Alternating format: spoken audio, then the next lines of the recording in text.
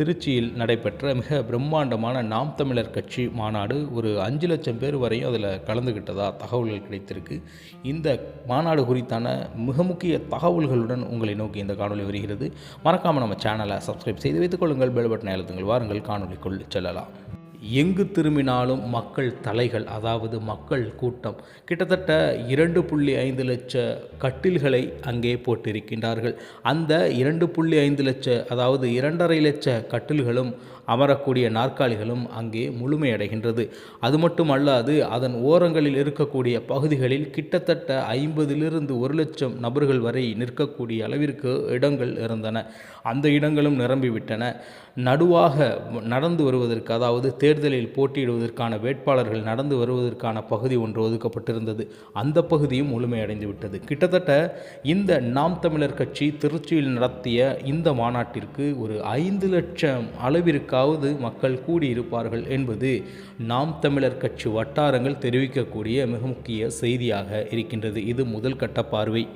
இரண்டாவதாக நம்ம காணவிருப்பது என்னவென்றால், கிட்டத்தட்ட கடந்த சில மாதங்களாக என்று கூறலாம், அனைத்து கட்சிகளும் மிகப்பெரிய மாநாடுகளை தேர்தலை முன்னிட்டு, அதாவது 2026 சட்டமன்ற தேர்தலை முன்னிட்டு ஆங்காங்கே மாநாடுகளையும் பொதுக்கூட்டங்களையும் நடத்தி வருகிறது. இந்த பொதுக்கூட்டங்களில் நடைபெற்ற அந்த செயல்களுக்கு மாற்றாக நாம் தமிழர் கட்சியில் இந்த மாநாடு அமைந்திருக்கின்றது. அது எப்படி என்றால், மக்களே அங்கு கூடியிருந்தார்கள். யாரும் அழைத்து வரவில்லை. மாறாக கட்சியின் அழைப்பை ஏற்று கட்சியின் தலைமையான ஒருங்கிணைப்பாளர் நாம் தமிழர் கட்சியின் செந்தமிழன் சீமான் அவர்கள் ஒரு அழைப்பை விடுக்கின்றார். இது பொதுமக்களுக்கான மாநாடு, கட்சி நிர்வாகிகள் மட்டுமல்லாது பொதுமக்கள் வந்து கலந்து கொள்ளலாம் என்று கூறுகின்றார். பிற கட்சிகளில் மக்கள் இருந்திருக்கலாம், அவர்களும் கூட அந்த மாநாட்டில் கலந்திருக்கலாம். ஆனால் பிற கட்சிகளில் மக்களை அழைத்து செல்லும் பொழுது அங்கே ஏதாவது பணமோ அல்லது காசோ ஏதோ ஒன்று கொடுப்பார்கள். ஆனால் அப்படியான எதுவுமே இல்லாமல் மக்கள் இங்கே குழுமியிருந்தார்கள் என்பது பேசப்படக்கூடிய ஒரு பொருளாக மாறியிருக்கின்றது. இன எழுச்சி பெற்ற ஒரு கூட்டம்தான் இவ்வாறு வர முடியும் என்று அரசியல் ஆய்வறிஞர்கள் கருத்தாக கூறியிருக்கின்றார்கள்.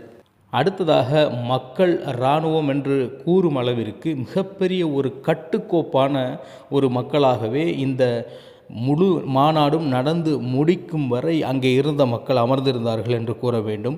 அது எந்தெந்த தருணத்தில் உணரப்பட்டது என்றால், மிகப்பெரிய அளவிற்கு அங்கே கொடியேற்றப்பட்டது. அந்த கொடி ஏற்றும் பொழுது ஒரு அதிகபட்சமான அமைதி அங்கே நிலவியது. இதற்கிடையே அங்கே 3 லட்சம் மக்கள் இருந்தார்கள்.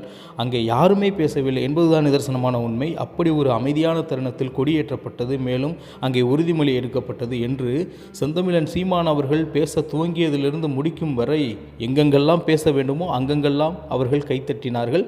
தேவையற்ற கூச்சல்களில் அவர்கள் ஈடுபடவில்லை, தேவையற்ற பேச்சுகளில் அவர்கள் ஈடுபடவில்லை. அநாகரிகமான செயல்களில் எதிலுமே நாம் தமிழர் கட்சியை சார்ந்திருப்பவர்களும் மேலும் அங்கே குழுமியிருந்த பொதுமக்களும் ஈடுபடவில்லை என்பதுதான் இங்கே பேசப்படும் பொருளாகவே அனைத்து மீடியாக்களிலும் மாறியிருக்கின்றது. திருச்சியில் ஆலம்பட்டி புதூர் மாநாட்டு திடலில் கிட்டத்தட்ட 54 ஏக்கர் அளவிற்கு நிலங்கள், பரப்பளவு கொண்ட இடங்கள் அங்கே மக்களுக்காக தயார் செய்யப்பட்டன. இந்த மாநாட்டிற்கு கிட்டத்தட்ட மிகப்பெரிய அளவிற்கே நாம் தமிழர் கட்சி செலவழித்திருக்கின்றது என்றுதான் கூற வேண்டும். மறைந்த ஆளுமைகளின் படங்களை அங்கே மாநாட்டு திடல் முழுமைக்கும் நிரப்பியிருந்தார்கள். அதிலும் குறிப்பாக சீமானின் அரசியல் ஆசான் மற்றும் தமிழ் தேசியத்தின் முக்கிய ஆளுமைகளுடன் மறைந்த நடிகர்கள் சிவாஜி கணேசன் மற்றும் மணிவண்ணன் ஆகியோரின் புகைப்படங்கள் அங்கே இருந்தது பேசப்படும் பொருளாக மாறியிருந்தது. பிரம்மாண்ட மேடை. தமிழகத்தில் 234 வேட்பாளர்களும் ஒரே மேடையில் அமரக்கூடிய வகையில் சுமார் 200 அடிக்கும் அதிகமான நீளம் கொண்ட பிரம்மாண்ட மேடை அங்கே அமைக்கப்பட்டிருந்தது. வாகனம் நிறுத்துமிடம். தமிழகத்தில் அனைத்து மாவட்டங்களிலும் இருந்தும் வந்த ஆயிரக்கணக்கான வாகனங்களை நிறுத்தி தனித்தனியாக பெரிய அளவில் வாகன நிறுத்துமிடங்கள் அங்கே ஒதுக்கப்பட்டிருந்தன. இன்னமும் சிறப்பு அம்சங்களாக தாய்மார்களுக்கு பாலூட்டக்கூடிய அறைகள் உருவாக்கப்பட்டிருந்தன. இஸ்லாமியர்கள் நோன்பு திறக்கக்கூடிய இடங்கள் தனியாக ஒதுக்கப்பட்டிருந்தன.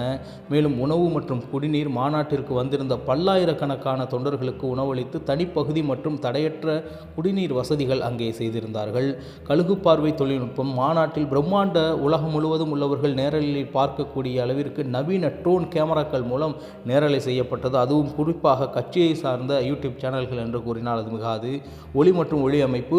திடலின் கடைசி பகுதி இருப்பவர்களுக்கும் தெளிவான காட்சி மற்றும் ஒளி கிடைப்பதை உறுதி செய்ய திடல் முழுவதும் ஆங்காங்கே LED திரைகள் உயர்ந்த தொழில்நுட்பத்துடன் அமைக்கப்பட்டிருந்தன என்பதுதான் இந்த மாநாட்டின் சிறப்பு அம்சங்களாக பேசப்படுகின்றன. ஒரு மாநாடு எப்படி நடத்தப்பட வேண்டும், ஒரு மாநாட்டில் எவ்வாறு அனைவரும் இருக்க வேண்டும், மாநாடு என்றால் இப்படி தான் இருக்க வேண்டும் என்ற மிகப்பெரிய ஒரு உதாரணம் எடுத்துக்காட்டாக இந்த மாநாடு திருச்சியில் நடைபெற்று முடிந்திருக்கின்றது. இந்த மாநாடு குறித்து சோசியல் மீடியாக்களில் வைரலான வீடியோக்கள் பல வந்து கொண்டிருக்கின்றன. நம்ம போராட்டி எப்படி என்பது தான் இந்த காணொலி மிக முக்கிய கருத்தாக இருக்கின்றது. நிச்சயமாக இது போன்ற அரசியல் காணொலி வீடியோக்களில் மீண்டும் உங்களை சந்திக்கிறேன். அதுவரை உங்களிடமிருந்து விடைபெறுவது உங்கள் தமிழா செய்திகள். நன்றி, வணக்கம்.